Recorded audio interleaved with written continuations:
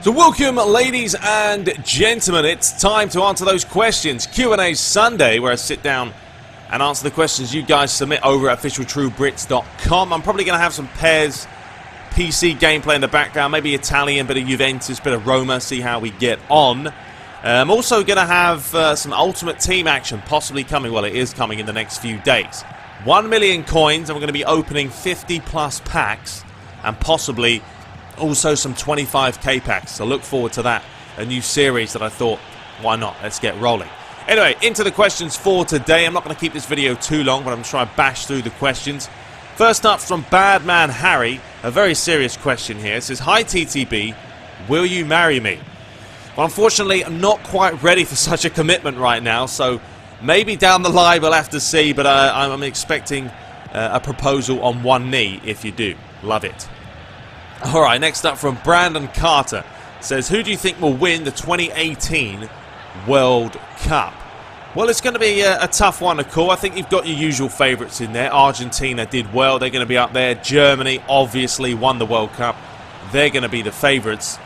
The likes of Brazil, possibly. I mean, Brazil didn't play that well, to be honest. I mean, to me, honestly, in the World Cup at Brazil, they didn't play that well. They got fortunate in a lot of games. They had the crowd behind them. That obviously gives them an extra boost. So how well they're going to do, not sure. They do need, a prolific goal scorer up top. Fred is just not going to cut it. For me, he's about as useful as Fred Flintstone. Just didn't do anything in the World Cup. And Joe isn't good enough. And I think there is one forward that's playing quite well. I can't remember who he is now. Plays in one of the European leagues somewhere. But they need a real quality forward. You've got the likes of, will Costa Rica do well again? Maybe, you never know. They had a great tournament. England and Italy were two disappointments that I thought would do a hell of a lot better than they did. That was awful. Belgium, an up-and-coming team, youthful, have got good quality. They're going to possibly be up there this time because, they're still gelling together. Netherlands, they're always up there. They're playing well, so we'll have to see how they do. But I think ultimately in Spain, they had an absolute nightmare. You'd have to feel they've got to bounce back in the next World Cup. But ultimately, the favourites will be Germany. Can they do it again? We'll have to see. Okay, next up from Lucas Pinto. Says, hey TTB, do you like any sort of music and do you play any instrument? Well, I did answer the music question, I'm sure, in one of my other videos. But I'm a very varied person. I like any sort of music, really, apart from sort of classical music. I don't get into that, and I don't like sort of Taylor Swift, Justin Bieber type of music. No, not for me. I like techno or trance, bit of dubstep, hip-hop, R&B, that kind of stuff. I'm down the gym, I'm working out, I put some workout music on, high beats per minute, gets you in the zone, pumped, balling, that kind of stuff. Also like the 1975, if you guys have heard of them, an English band. I think they're like sort of indie kind of type of music. Like a bit of that as well. Do I play any instruments? I used to play the clarinet. God, that was fun. Back in England, it was the clarinet. Didn't play it over here in the US, but it wasn't an exciting instrument, to be fair. It's kind of boring, and it's just not exciting at all. I should have played the drums or guitar. That would have been much better. Okay, next up from Brandon Cupsonet says, what do you think of the new European Championship format and any predictions? I think it's interesting. I like it. It's a change of pace. It's going to mix it up a little bit. It's going to add more teams, if you guys don't know. I think it's 24. I'm not sure. I think that's right. But it's going to be interesting to see how it works out. We're used to 16 teams and 32 in the World Cup, which means the top two teams progress. I don't know how it's going to work now. With 24, it's sort of a weird number. So I'm looking forward to it. It's going to be interesting. A change. Predictions, like I said, the same sort of teams as in the World Cup, except obviously Brazil aren't going to be in it, or Argentina.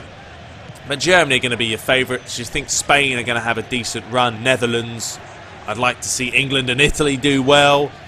But you never know. It's the Euros and anything can happen.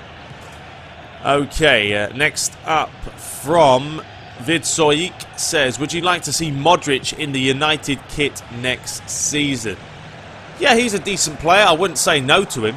His quality. Went to Real Madrid. I think he's playing a lot better at Real Madrid than he did at Tottenham. but that's because, you know, he's got so much more quality around him. No question there. But I think Man United need to worry about buying a defender more than a midfielder. They've got stack full of midfielders now. Yeah, they've got Fellaini, Herrera, they've got Di Maria, Mata. Whether he'll stay or not, we'll have to see. Yeah, they've got Blin. It's just, there's too many midfielders, to be honest with you. Valencia, you know, if Nani comes back, Ashley Young. I think he needs to just worry about getting a defender. There's talk of him going for like Hummels and Laporte. But instead of talking about it, just go ahead and do it. Put in a bid, Louis van Gaal. Pull your finger out, mate. And go for Hummels. Buy him. Borussia Dortmund are having an awful season. They might not want to sell him because they obviously want to stay up this year. But still, if they've got enough money, put the bid in. I'm sure Hummels would leave, because why are you going to stay at a team that's fighting for relegation, or you go to Manchester United who are looking for Champions League football? You know, it's a no-brainer. So just go for it. See what happens. Alright, next up from Joshua Halstead says, who would you love Manchester United to pick up in the transfer season, and why? Well, like I said, a defender. Why? Because they need someone at the back, a solid backbone type of player. You know, Marcos Rojo is decent, but he's not like a leader. He's not like a Vidic. We need someone like that.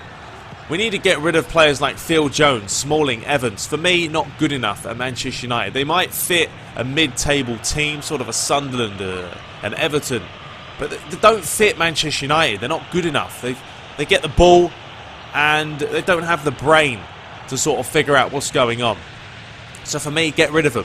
Get rid of them, bring in some good quality experience at the back. That will sort out the backbone of the team, because the defensive side of things, you've got to have a rock-solid defence. Remember when Manchester United had problems in goal? They had problems in goal, which meant they had problems on the field. Until they found a decent goalie, like Van der Sar when he came in, they're all over the place, conceding goals, because if you haven't got a good goalie and a back four, then the rest of the team isn't going to perform. So they need someone at the back there, and I think they need a good, solid, prolific goal scorer as well. You know, maybe they're trying to get Cavani. We'll see what happens there. Someone like him, I think, would be good in the side. But they don't need more midfielders. You know, they talk about Gareth Bale. You don't really need Bale.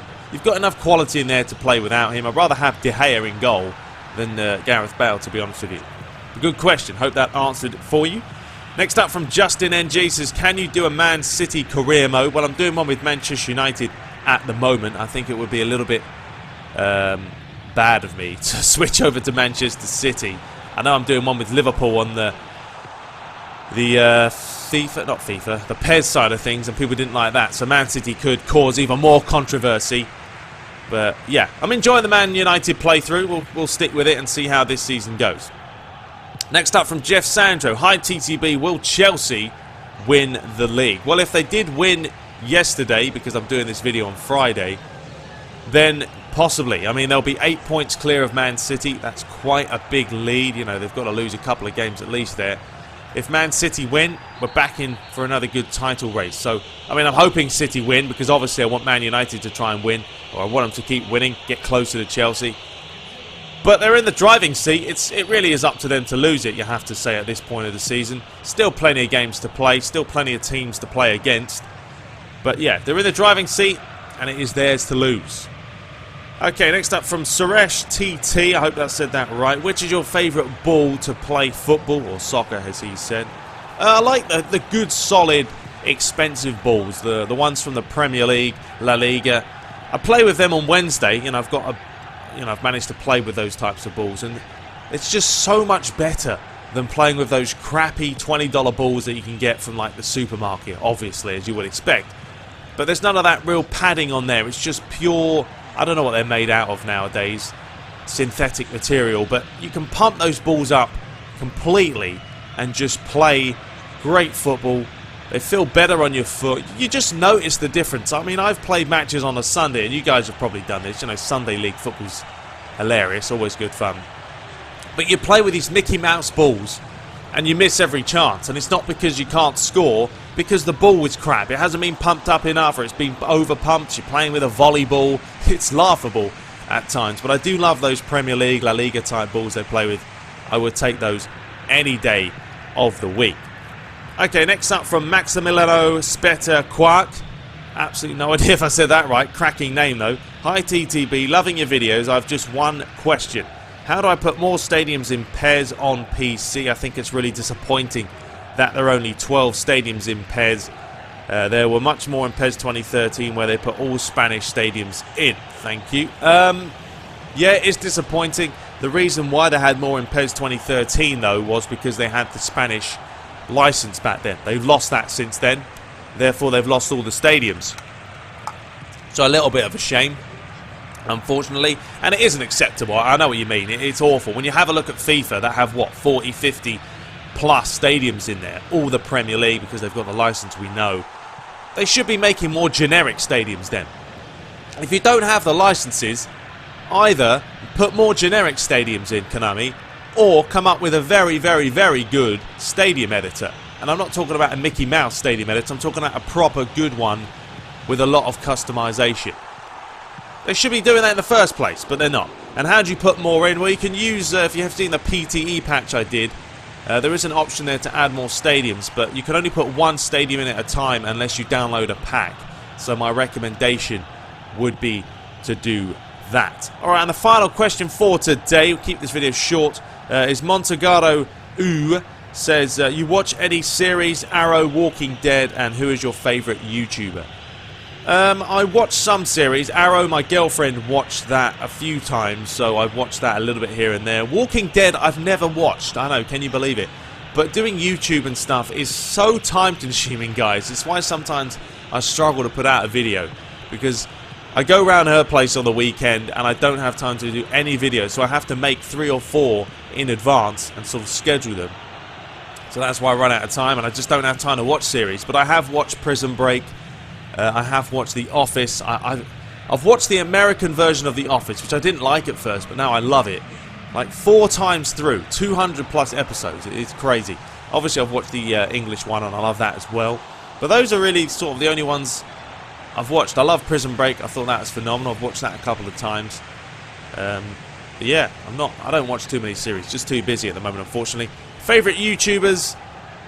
There's a lot of them. I love the Hodge twins. They always crack me up. You guys probably know them. I mean, they don't put as many videos out now, but when they do, their videos are just funny as hell. I mean, half the time they never even get to the point of the video. It takes them 3 minutes because Keith and Kevin are always interrupting each other. But I do love those guys. They are legendary. Let me know in the comments your favourite YouTubers, apart from me. I should be one of them.